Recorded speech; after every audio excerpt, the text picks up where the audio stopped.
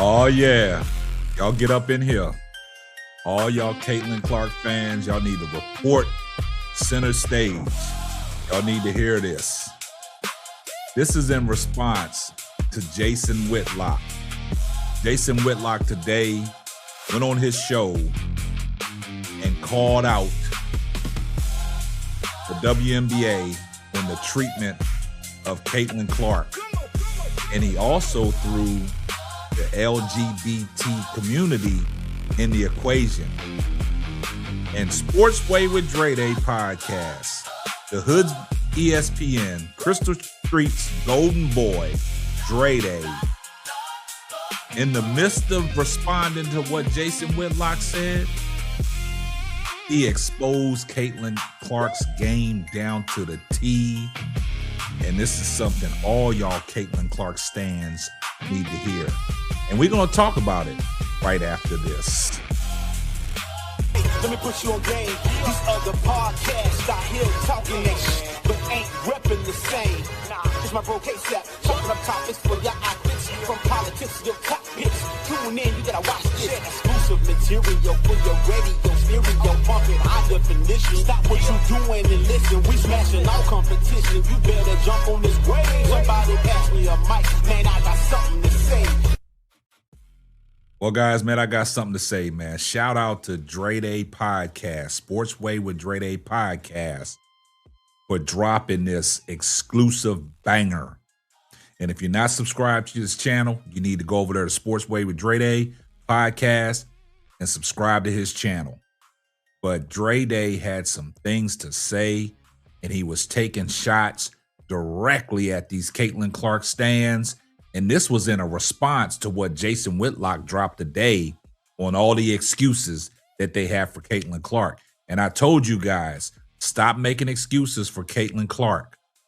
Stop making excuses for Caitlin Clark's game and blaming everybody else for her flaws.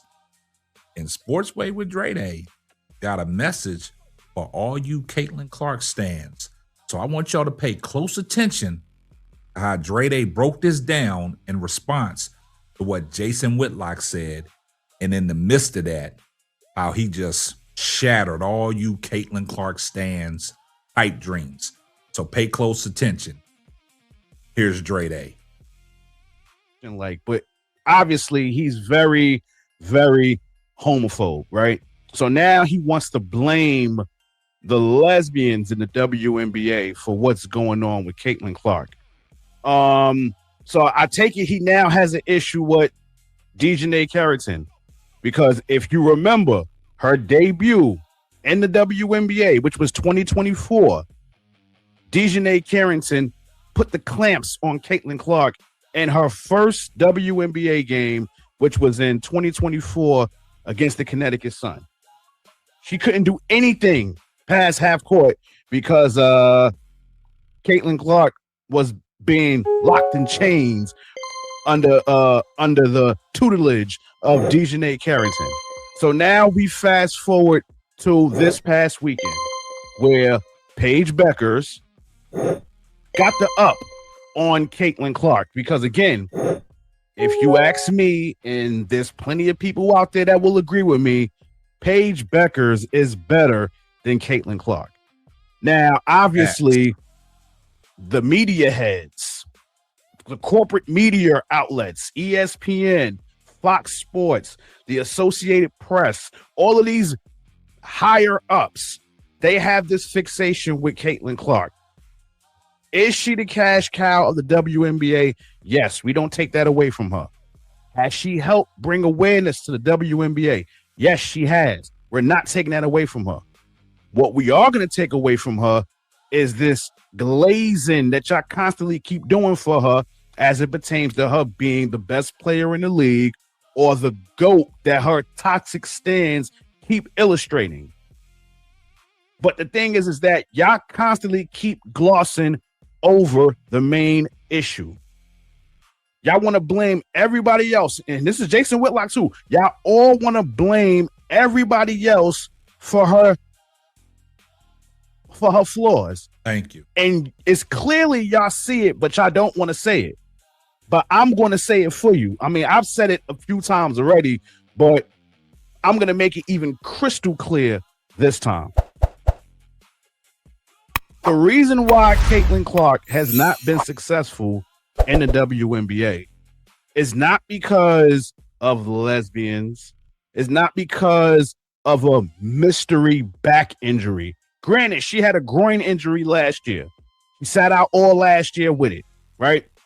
She makes her return this year, first game of the season. And what did she do? She shot abysmal from the field. She didn't get her first three-pointer until the third quarter. She made 2 3-pointers, and those were the only 2-pointers. She made 2 3-pointers, and those were the only 2 that she had throughout the whole game. But yet, y'all constantly want to, if you want to build the perfect NBA player, when people ask that question and they get to the 3-point shooting, they always mention Caitlin Clark. Why would you want Caitlin Clark to be your 3-point shooter if you're gonna make a perfect WNBA player when she's shooting horrible from the 3-point line? Last season, she shot below 30% from the 3-point line. That's somebody that you want to build as your perfect WNBA player that shoots 3-pointers? Them logo threes that y'all constantly love. She's not making them. Caitlin Clark, let's just call it what it is. At this point, she's average. She's average. Miss me with the 18 to 20 point games. Miss me with the 8 rebounds, 6 to 8 rebounds. Miss me with the 6 to 8 assists a game. Her efficiency has been her downfall. Her field goal percentage has been horrible. Everything about her game is not what it's made out to be. It's not. I hate to be the bearer of bad news, but she's average. And the reason she's average is, listen, the jig is up. The jig is up. Caitlin Clark stands, the jig is up.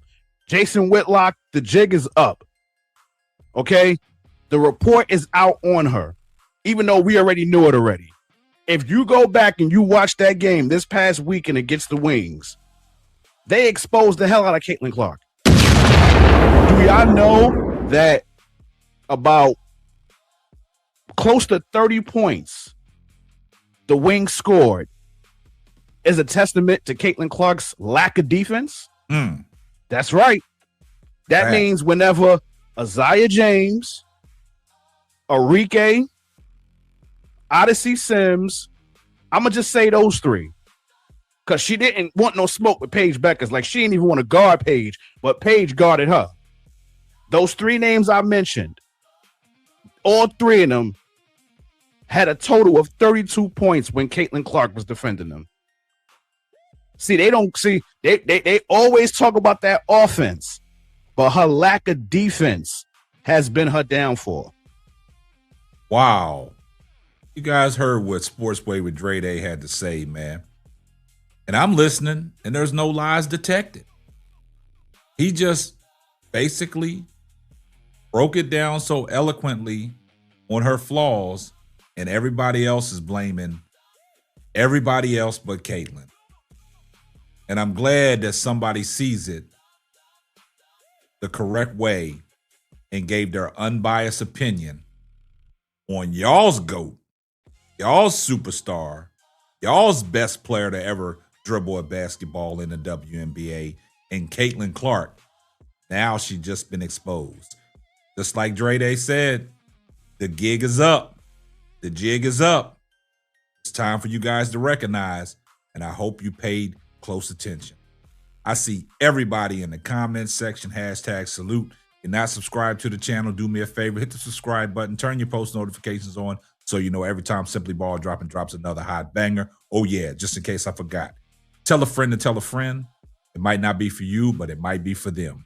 Also, make sure y'all subscribe to Sportsway with Dray podcast, because if y'all want to hear him talk about Caitlin Clark and give y'all real, unbiased breakdown of her flaws, y'all better go Jump on board.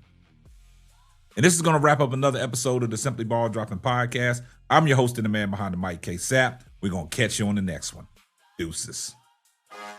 Thanks for listening to the Simply Ball Dropping Podcast. Be sure to subscribe, like, and share on all major platforms. That's all, folks.